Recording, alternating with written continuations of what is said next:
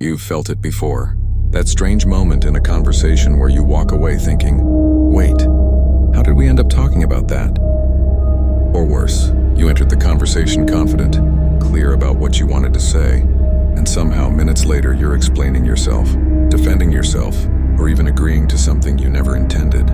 That's not random. That's not just good communication skills. That is control.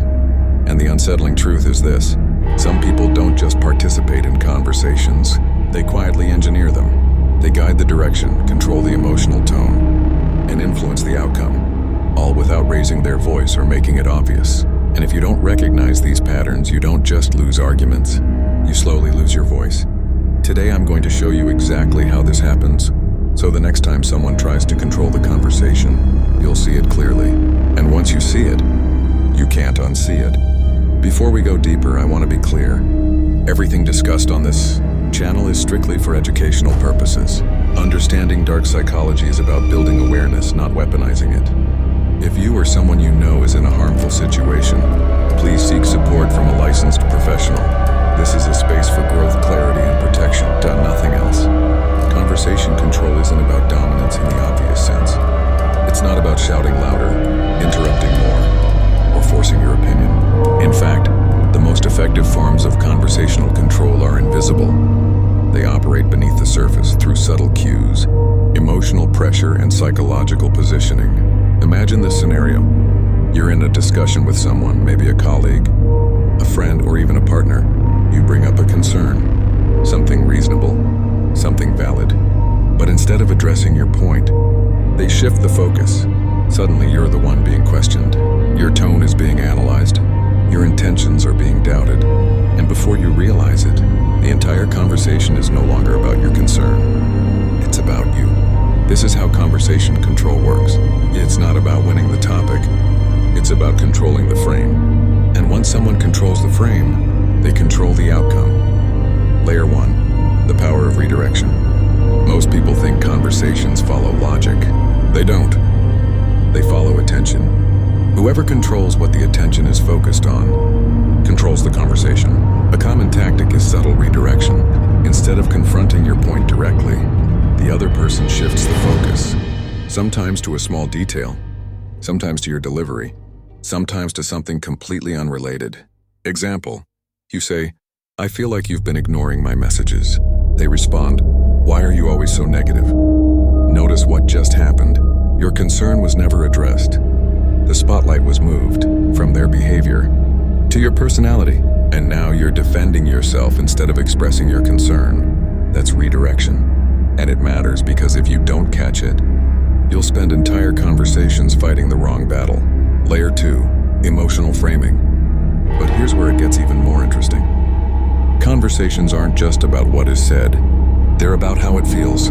Emotion shapes perception, and skilled conversational controllers understand this deeply. They don't argue facts.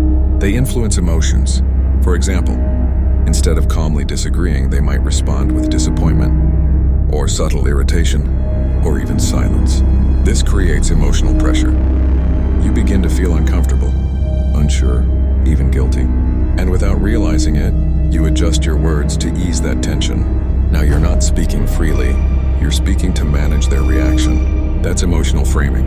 And once someone controls how you feel in a conversation, they start controlling what you say next. Layer 3, the illusion of agreement. Most people stop here. But you need to know the next layer, because this one is the most deceptive. Some people don't control conversations by opposing you. They do it by appearing to agree with you. They nod.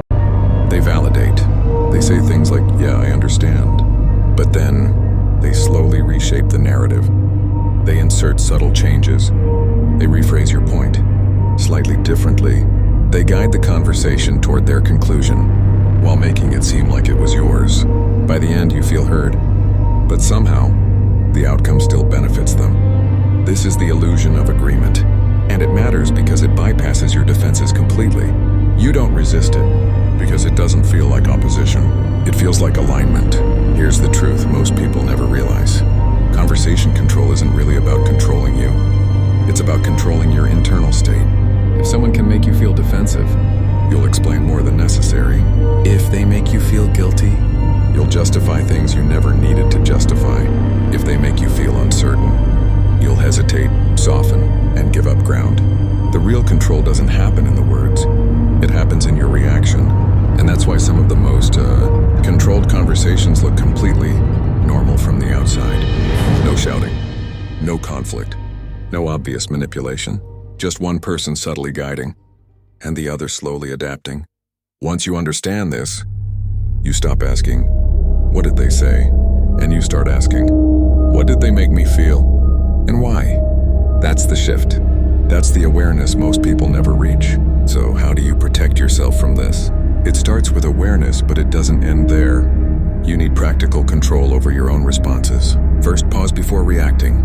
When you feel a sudden emotional shift in a conversation, don't respond immediately. That pause breaks the automatic reaction they're relying on and gives you space to think clearly. Second, return to the original point. If the conversation gets redirected, calmly bring it back. You can say, "That's not what I was talking about. Let's stay on the original point." This keeps the focus where it belongs. Third, separate emotion from information. Notice how the conversation is making you feel, but don't let that feeling dictate your response. You can acknowledge emotion without surrendering control of your message. Fourth, clarify instead of defending. When someone questions you or shifts focus, don't rush to defend yourself. Instead, ask clarifying questions. "What do you mean by that?" Or "How is that related to what I said?" This forces the conversation back into clarity and removes their advantage. These aren't aggressive tactics. They're grounding techniques. They keep you present, aware, and in control of your own voice. Now think about this. The last time you walked away from a conversation feeling confused, or slightly drained, or like something just didn't sit right, ask yourself, which of these patterns do you recognize? Was your attention redirected? Were your emotions subtly influenced? Or were you guided into agreement without realizing it? Conversation control isn't loud. It isn't obvious. And that's exactly why it works. But once you recognize these patterns, you stop being pulled into them, and you start choosing how you respond. In our next video, we're going to expose another hidden behavior pattern, one that quietly shapes relationships without most people ever noticing it. If this gave you something to think about, share it with someone who needs to hear it. And if you want to keep learning the psychology most people never get taught,